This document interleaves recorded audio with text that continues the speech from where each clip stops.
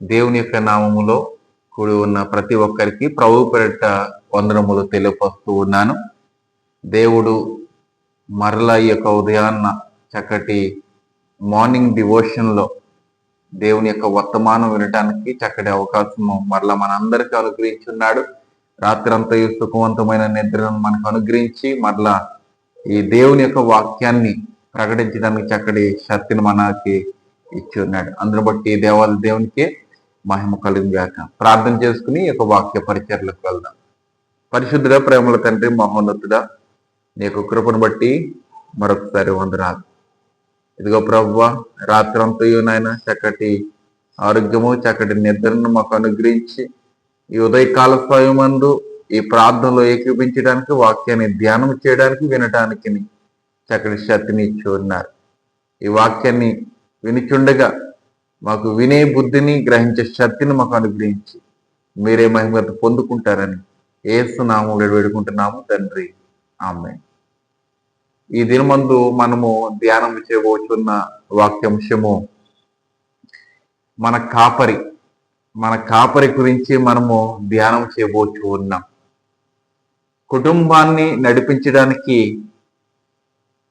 కుటుంబానికి ఒక యజమానుడు లేదంటే యజమానురాలు ఉంటారు ఈ లోకపరముగా.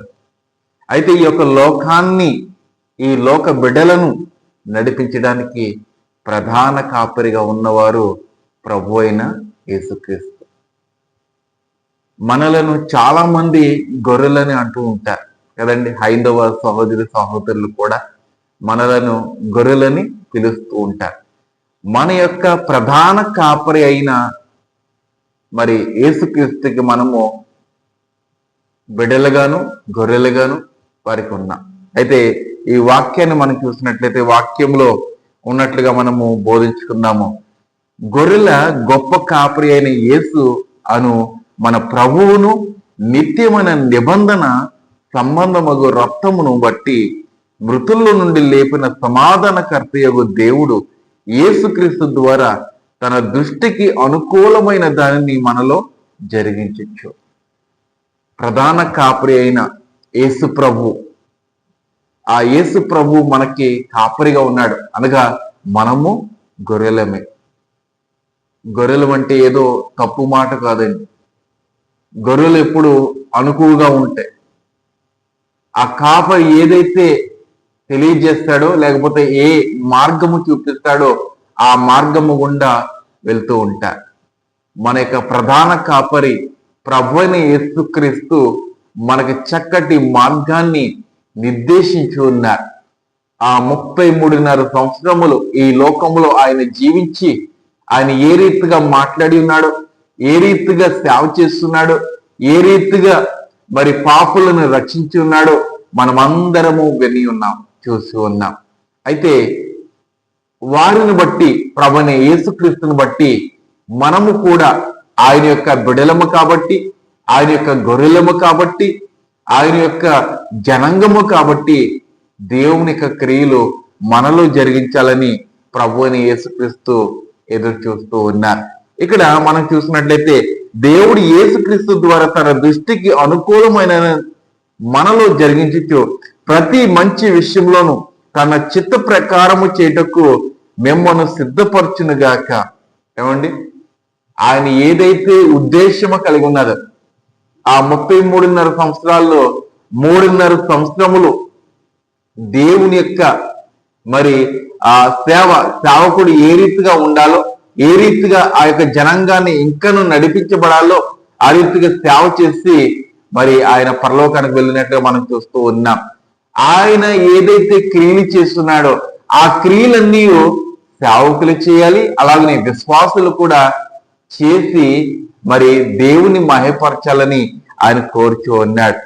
మరి ఇక్కడ ఒక మంచి విషయం అండి, ప్రతి మంచి విషయంలోనూ తన చిత్త ప్రకారము చేయటకు మిమ్మను సిద్ధపరచునుగాక. మంచి కార్యములు చేయటానికి దేవుడు మనలను ఎల్లప్పుడూ సిద్ధము చేస్తూ ఉన్నాడు. కానీ మనము ఎక్కువగా వేటి కొరకు మనం సిద్ధపడుతున్నామంటే ఈ లోకంలో మనం ఎలా ఉండాలి, ఈ లోకానికి మనము ఏ రీతిగా చూపించుకోవాలి, ఏ రీతిగా ఉండాలని రీతిలో మనము సిద్ధపడుచున్నాము. కానీ మరి తప్పిపోతున్న వారిని మరి సిద్ధపాటు చేస్తూ ఉన్నామా? తప్పిపోతున్న వారిని, ఆ అగ్నిలో పడిపోతున్న వ్యక్తిని మనము జీవములోనికి లాగుతూ ఉన్నామా అన్నది మనము జ్ఞాపకం చేసుకోవాలి. ఈ రోజున ఎంతో మంది సేవకులు ఉన్నారు, కాపరులుగా ఉన్నారు. వారి యొక్క కాపరత్వాన్ని వారు పోగొట్టుకుంటున్నారు. ఇటీవల ఒక వాక్యాన్ని నేను విని ఉన్నప్పుడు నేను చాలా బాధపడి ఉన్నానండి. ఏంటంటే, ఆ పరిశుద్ధమైన స్థలములో లోకపరమైన మాటలు మాట్లాడుతూ వారికి ఏదైనా వ్యక్తిగతంగా గొడవలున్నా, లేదంటే వ్యక్తిగతంగా మాటలున్నా అవి బయటే ఉంచుకోవాలి. కానీ ఆ పరిశుద్ధమైన స్థలానికి వచ్చినప్పుడు పరిశుద్ధమైన మాటలు మాత్రమే మాట్లాడాలి. ఒకవేళ ఆ పరిశుద్ధమైన స్థలములో నీ వ్యక్తిగతం కలిగిన ఆ మాటలు నీవు పలికినట్లయితే దేవుడు గొప్ప శిక్ష నీకు విధిస్తాడు. ఉగ్రతను చూడక మునిపే మారు మనసు పొందుకో. సేవకులైనా సరే, విశ్వాసులైనా సరే, ఈ వాక్యము ప్రతి ఒక్కరికి వర్తిస్తుందండి. సేవకుల్ని ప్రాముఖ్యంగా దేవుడు చూస్తూ ఉన్నాడు. నా జనాంగం అని ఆయన పిలుస్తున్నాడు. ప్రతిష్ఠించబడిన జనం అని పిలుస్తూ ఉన్నాడు. కనుక ప్రతిష్ఠించబడిన వారు ఎలా ఉండాలో ఆ రీతిగానే ఉండాలి. ఈ లోకపరముగా వారేదో సేవ చేస్తున్నారులే, నేను కూడా అదే రీతిగా నేను సేవ చేస్తాను, అదే రీతిగా గర్వంతో నేను ఉంటానంటే ఆనాడు నెబుకద్నెజర్ అనే రాజును దేవుడు ఎలా అయితే గడ్డి తినిపించున్నాడో ఆ సేవకుడు కూడా, అనగా దేవునికి విరోధముగా ఉన్న సేవకుని కూడా గడ్డి తినిపించే రోజు రాబోతుంది. జాగ్రత్త. మన యొక్క ప్రధాన కాపరి ఏ విధంగా నడిపించబడి ఉన్నాడో, ఏ విధముగా మనలను నడిపించాలని ఆయన ఆశపడుతున్నాడో దాని ప్రకారంగానే మనం నడవాలి. మన యొక్క సొంత ఆలోచన బట్టి, మన యొక్క సొంత క్రియలు బట్టి, కార్యములను బట్టి మనం జరిగించినట్లయితే దేవుని యొక్క ఉగ్రత రాబోతుంది. ప్రియ దేవుని బిడ్డ, ఆయన అంటున్న మాట ఒకసారి మనము యోహాను సువార్త 10వ అధ్యాయములో 11వ వచనం ఒకసారి, నేను గొర్రెలకు మంచి కాపరిని, మంచి కాపరి గొర్రెల కొరకు తన ప్రాణము పెట్టను. ఏమండి, ఈరోజు మనము మంచి కాపరిగా మనం ఉన్నట్లయితే ఈ లోకములో దేవుడు మనల్ని ఒక కాపరిగా, మనల్ని ఒక ట్రైనింగ్ ఇచ్చి ఆయన వెళ్ళాడు. ఒక తర్ఫీదు ఇచ్చి ఆయన పరలోకానికి వెళ్ళాడు.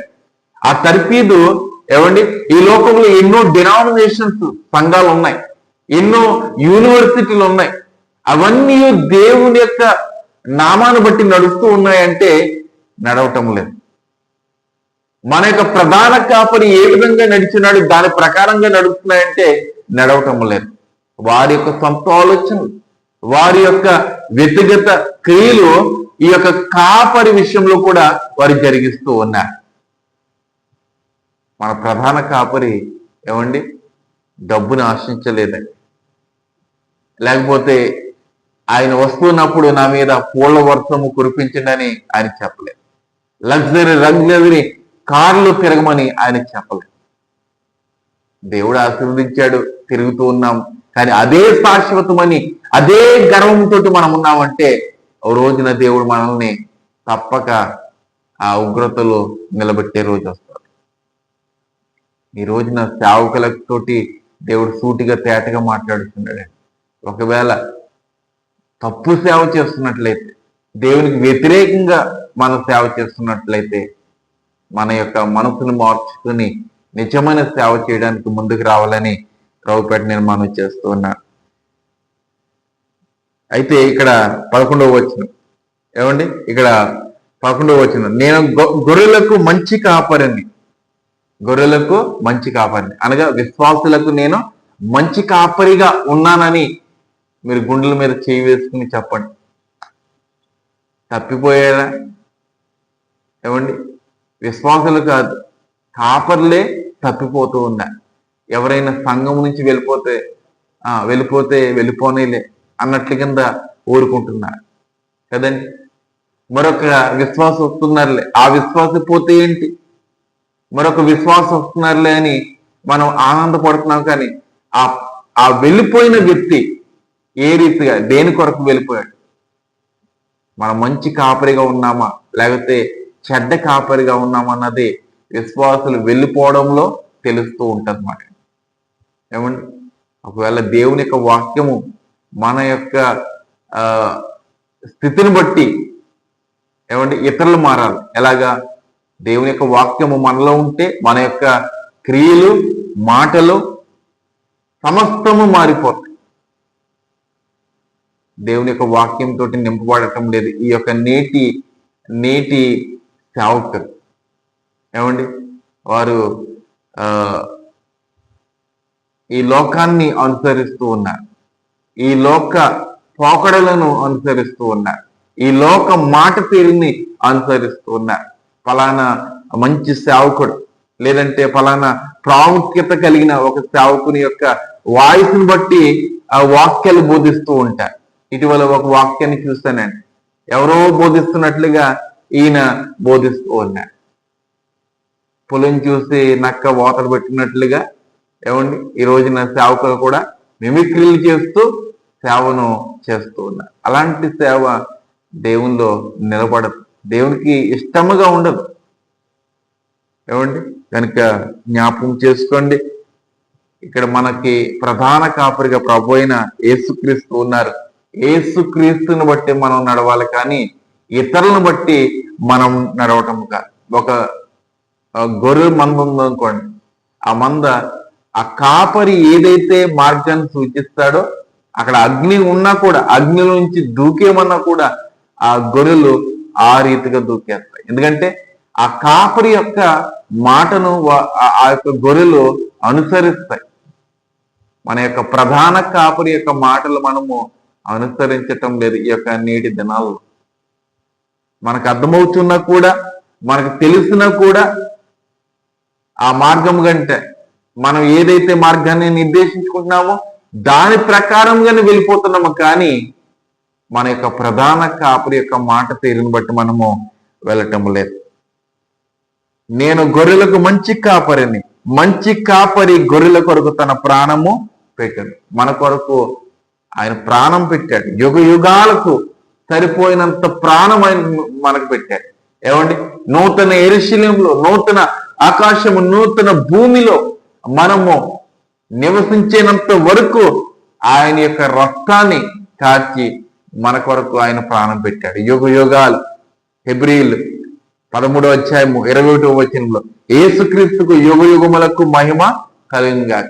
ఈ యుగమే కాదు, యుగ యుగాలు ఆయనకి మహిమ కలుగుతుంది. ఎవరి ద్వారా అంటే ఆయనకి ఇష్టలైన వారు, ఆయన యొక్క సేవను నిజముగా చేసిన వారు, మంచి కాపరిగా, మంచి గొర్రెగా, మంచి విశ్వాసురాలుగా ఉన్నవారి ద్వారా ఆయనకు మహిమ కలగబోతున్నారు. ఆయనకి మహిమ తెచ్చుకోవాలంటే ఎన్నో విధాలుగా ఆయన తెచ్చుకుంటాడు. కానీ నీ హృదయము ద్వారా, నీ హృదయం ఇస్తేనే ఆయనకు మహిమ కలుగుతుంది అంటున్నాడు. నీ యొక్క ధనాలు కాదు, నీ యొక్క బంగారం కాదు, నీకున్న సౌభాగ్యాలు కాదు, లేకపోతే నీకున్న పెద్ద పెద్ద చర్చెస్ కాదు ఆయనకు మహిమ. నీ హృదయం ఇస్తేనే ఆయనకు మహిమ. చక్కటి గొర్రెగా, చక్కటి విశ్వాసురాలిగా, మంచి కాపరిగా మనమందరం ఉండాలని ప్రభుపేట ఈ యొక్క ఉదయకాల ధ్యానంలో మీకు నేను తెలియపరుస్తున్నాను. దేవుడి యొక్క మాటలను దీవించి ఆశీర్వదించిన గాక. ఆమె ప్రార్థన చేసుకుందాం.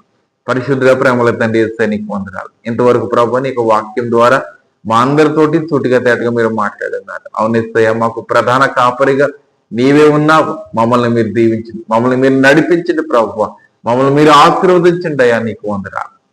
ఈ ఉదయకాల సమయం మాకు రావాల్సిన, మాకు ఇవ్వాల్సిన ప్రభు నీ యొక్క దీవెన మాకు అనుగ్రహించండి తండ్రి. ప్రభు మా యొక్క రాకపోకలు ఎందు, మా యొక్క ఉద్యోగాలు ఎందు, మా యొక్క కార్యకలాపాలు ఎందు మీరే మాకు తోడుగా ఉండి మీరు నడిపిస్తారని నజరేయుడైన యేసు నామములో వేడుకుంటున్నాము తండ్రి. ఆమేన్. అందరికీ వందనాలు. శుభదినము. దేవుడు మిమ్మల్ని దీవించి ఆశీర్వదించును గాక. ఆమేన్.